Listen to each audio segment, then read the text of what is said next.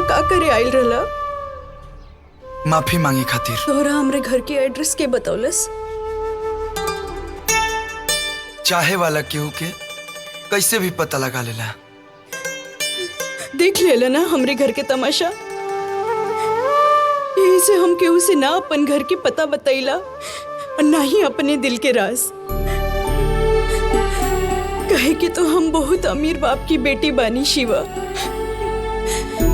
लेकिन किस्मत के बहुत गरीब बानी। गरीब, ना ही माँ की प्यार मिलल और ना ही पिता के। हमरे घर में शांति ना, सिर्फ महाभारत चलेला, महाभारत। गौरी, हम तक कल के व्यवहार देख के सोचे पे मजबूर हो गई नहीं। हम तो तोरा घरे आए तोरा से माफी मांगे खातिर और दोस्ती के हाथ कहे दिले गिरधारी 1 लाख गिरधारी लाल रख ले हुआ अपना दोस्ती और राउर दोस्ती में। दोस्ती में क्या है? ये कहत रहलन हा कि अब अनाज खेत से सीधे आवेला गोदाम में और पैसा उनके यहाँ से रौरा के यहाँ आओ तो सीधे अकाउंट में। इन्हें तो शिकायत कैलन हा। हमें शिकायत कोना बात के? शिकायत यह बात कहो कि कलन कहाँ रोज मुलाकात होता रहा पहले। अब आज कहानी ये हो गई हो कि 6-6 महीने मुलाकातें नहीं की होत बा। तो ठीक हो, अब 1 लाख रुपया रख लेता नी, जब खुदा ले वजह बा तो दे दी है। बात तो सही है जीवनलाल। घर, खेत, पंचायत, ये सबसे फुर्सतें नहीं मिले लजे दोनों यार दोस्त से भी भेंट कर जाओ। अरे केशव के फोन है। अरे वीडियो कॉल है। अरे बचवा, जय हिंद बाबूजी, प्रणाम। बेटा एकदम वर्दी में कितना अच्छा लगता है। देख तो बाप के सीधा एकदम चौड़ा हो गई, लेकिन तू इतना नहीं सब फोन करने के लिए। अरे ना बाबूजी, जहाँ ट्रेनिंग करता है जा उजा नेटवर्क जरा भी ना रहे। बड़ा मुश्किल से आज कॉल लागला। माई कहाँ बड़ी? हाँ मामा माई बड़ी ना। हे गायत्री, हे गायत्री बुलावता नहीं। गायत्री दीदी के कर फोन है। केशव के फोन। कितना लगता है। बाबूजी हम मत आए। अरे पहले हो गया। अरे एक एक करके बतियो रे। सब पगला के मारे तेरा देख ले भाई से बात कर। मैं गोड़ लगाता नहीं। जीत रहा, खुश रहा। 6 महीने बाद तरह के देख रहल बानी।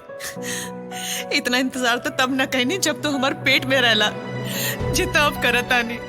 माई वर्दी में कैसा लगाता नहीं? बहुत सुंदर, एकदम साहेब बेटा, एकदम साहेब। तू इतना दुबला काहे हो गई बाड़े? तो के खाना पीना ना मिले लगा? अरे ना माई, सब कुछ के व्यवस्था बा, सब कुछ मिलेला। अच्छा ये बतावा, पूजा कहाँ बाड़ी? पूजा ऐसे बाड़ी। चला। प्रणाम भैया। अरे पूजा कैसे बड़े रे, और पढ़ाई लिखाई कैसे चलता? एकदम बढ़िया भैया, अब की बार पक्का फर्स्ट टाइम। और तारा से स्कूटी ले अब की बार। जॉन कहाँ पे? तौन दे। अच्छा ये बताओ, तोर भाभी कहाँ बाड़ी? होगा बड़ी, एजे खड़ा बड़ी। 1 मिनट बात करेंगे भैया? हाँ करवाओ ना। हाँ, भाभी भैया। हाँ रुक जा, हमके दिखावा। कैसन बानी जी? हम तो ठीक बानी, तू कैसन बाड़ू? हम तो ठीक बानी, राउर बहुत याद आवेला। का बात बा माई, सब कोई एजा इकट्ठा भइल बा? अरे केशव के फोन आइल बा। अच्छा। हम तो बतियाई बे। अरे इनकर तो हमेशा शिकायतें रहेला। भैया प्रणाम। का हीरो? हाँ हाय देखो, मतलब वर्दी पर के खुदे हीरो लगाता रहा, हमारा के हीरो कहता रहा। अच्छा सुनो भैया, भौजी से कुछ अर्जेंट बात करके बा, हम बाद बात करते नहीं। ये सिवा भी ना बड़ा मुश्किल से तब फोन लगा रहा है। चलो भाभी आवा। अरे अरे भाभी की देखला भैया, फोन काट के भीतर ले गई। ऐसा का बात करे के रहे? बात करे गई लोई, चुप रह।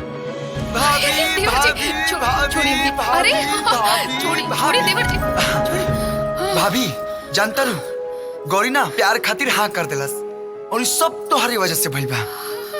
अगर तू ना रही तू ना तो हम गौरी के ना पेल रही थी। बाकी ध्यान रखिए देवर जी, अगर गौरी तोहरे पर विश्वास करेली तो ओकरा धोखा मत दिहा। बिल्कुल ना भाभी, तोहार कसम हम कबो धोखा ना दे। तेरा देवर पे विश्वास बा ना?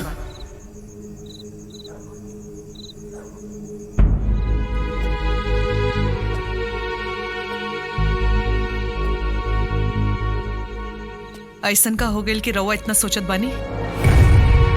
हम जवन भी सोच रहल बानी वो सब तोहरे लापरवाही के नतीजा बा। का लापरवाही कैले बानी? लापरवाही नहीं के केलो। घर में जब जवान बहू बेटी रहली ना तो आदमी के आंख और कान बंद करके न रखे के चाहिए, बुझलो? तो आंख कान बंद करे से ही तो ऐसा मालिक, ओ दुल्हन के बाबूजी आयल हवे, कहत हमें कि दुल्हन की कुछ दिन खातिर घरे ले जाए चाहत हमें। कहत हमें दामाद जी बहन बाड़े ना, जब आज ही हैं तो दुल्हन के वापस भेज दे। भैया यह अच्छा मौका बा, कम से कम यह बहाने शिवा से दूर तो रही। भेज दा ओकरा के। केसो जब आ जाए ना तो बुला लियल जाई के ना भौजी? हम हुई ये सोच रहल बानी।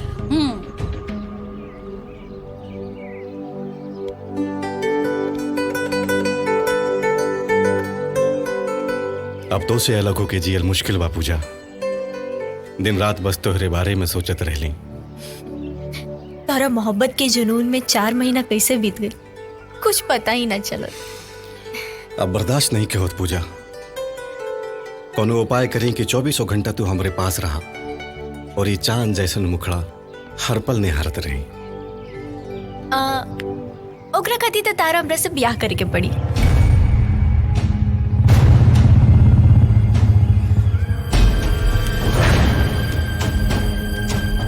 हम तो तोहरे बारे में अपने माई बाबूजी से बता चुकल बानी। भैया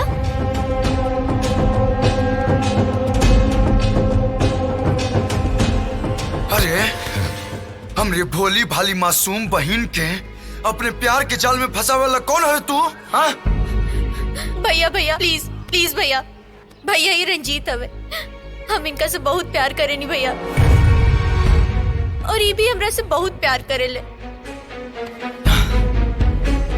ये हमरा से शादी कर चाहता है भैया। चुप! एकदम चुप। अपने खानदान की आन बान शान और मर्यादा भुला गेले। अगर प्यार कईल गुनाह तो तू गौरी के साथ क्या करा तारा? तू करा तो मर्यादा के शान और हम करी तो खानदान के अपमान। अरे पगली, तू काहे नहीं समझत? वो दिने का हुई जब भी तोरा के धोखा दे के भाग जाई, तब क्या करबे?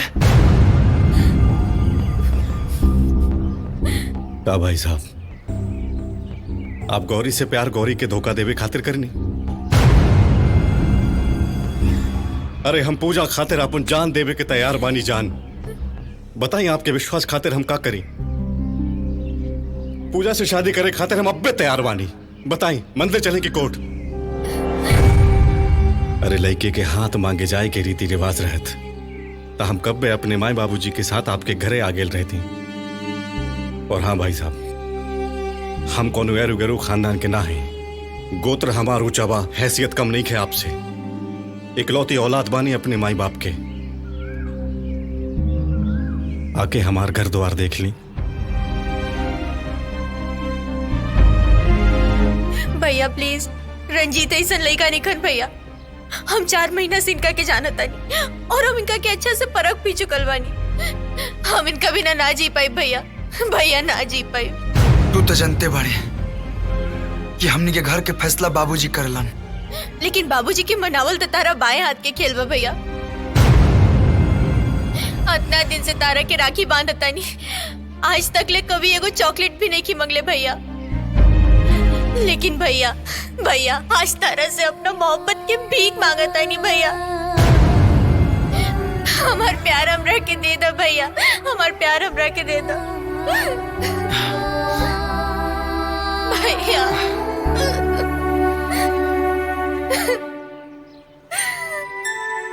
बा, हम बात करब। भैया दिनेश, अपना ड्यूटी पे जा। कहाँ घूमत रह तू?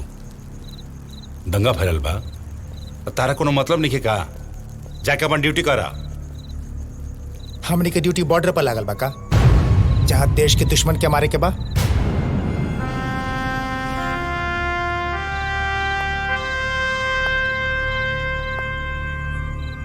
अपन ड्यूटी ना अपना देश में लागल बा, अपना घर में। और मारे के केकरा बा? अपन के, अपन भाई के, माई के, बहन के। हिंदू, मुस्लिम, सिख, ईसाई, आपस में सब भाई भाई। सुनने में बड़ा अच्छा लागेला, लेकिन क्या माना था? सब एक दूसरा के दुश्मन बनल बा, सब एक दूसरा के दुश्मन।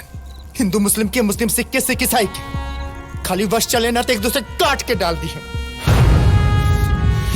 सरकार इतना जतन करके टैक्स वसूल के सड़क बनावेला, हॉस्पिटल बनावेला, लोगन के इतना सुख सुविधाएं देला, लोग का करेला? आग लगा देला हमें।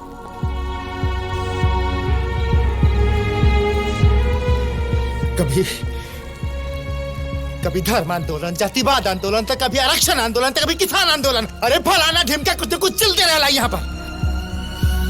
कभी मंदिर मस्जिद के झगड़ा, तो कभी मजहब के झगड़ा, कुछ न कुछ चलते रहला। दूसरे देश विकास में, तरक्की में लागल बा, और अपन देश दंगा फसाद, लड़ाई झगड़ा में लागल बा। बड़ा दुख होला यार, बड़ा दुख होला जब दुश्मन के खोपड़ी उड़ाए वाला गोली केहू अपन भाई के छाती में उतारे के पड़ेला।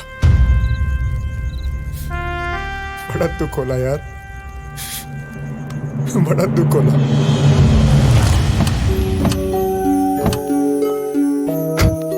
प्रणाम बाबूजी। खुश। नमस्ते। आए बाबूजी, आए आप लोग। आए, चलिए मालिक। प्रणाम। नमस्ते। बैठिए। नमस्ते। बैठा। घर तो बहुत बढ़िया बनौले बनी आप लोग। जी बाबूजी, ये सब माई बाबूजी के आशीर्वाद हा। आपके लड़का के संस्कार बहुत बढ़िया बा। Thank you. और हमके ही रिश्ता मंजूर बा। ये दान दहेज के बारे में कह रहा है विचार बा आपके? बस एक के जोड़ा कपड़ा में लड़की विदा कर दी। जी बाबूजी, ये कहाँ के न्याय है बाबूजी कि एक पिता अपने जिगर का टुकड़ा अपन बेटी भी देला और उकरा के दहेज के लिए प्रताड़ित भी कइल जाला। ये एक मजबूर लाचार पिता के साथ घोर अन्याय है बाबूजी। इसलिए हमार प्रतिज्ञा बा कि हम शादी बिना दहेज के करब। शाबाश बेटा, आज तोरा जैसन दामाद पाके हमार सीना चौड़ा हो गई। हम जा करके जल्दी से पंडित जी से बात करके दिन तारीख तय कर लेते बनी और आप सबके बतावता नहीं है। ठीक बाबूजी, कुछ तो ली। बेटी के घर के कुछ ना। चले प्रणाम। नमस्ते। का हो गजूधर के माई, कैसन बाड़ू? हाँ हाँ, खुश रहा खुश रहा। ना ना, छुट्टी नहीं खे मंजूर भइल हो। कर्फ्यू वाले ड्यूटी पे बानी नू। ए बार भी करवा चौथ पे हम नहीं खे आ पाइब। अरे तो का करी फौजी है नू, देश के सेवा पहले।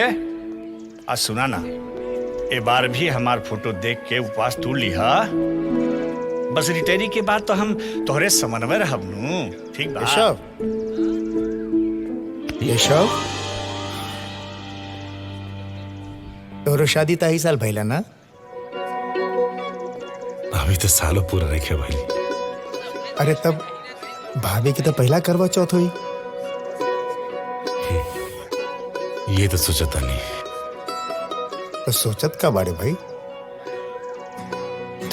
तू उनका फोन कर बधाई दे। बेचारी पहला बेर व्रत कैले बिया, कम से कम तोरा के हाल चाल पूछे के चाहिए ना। चल कॉल कर। बेचारी इंतजार करते हुई इनके फोन के।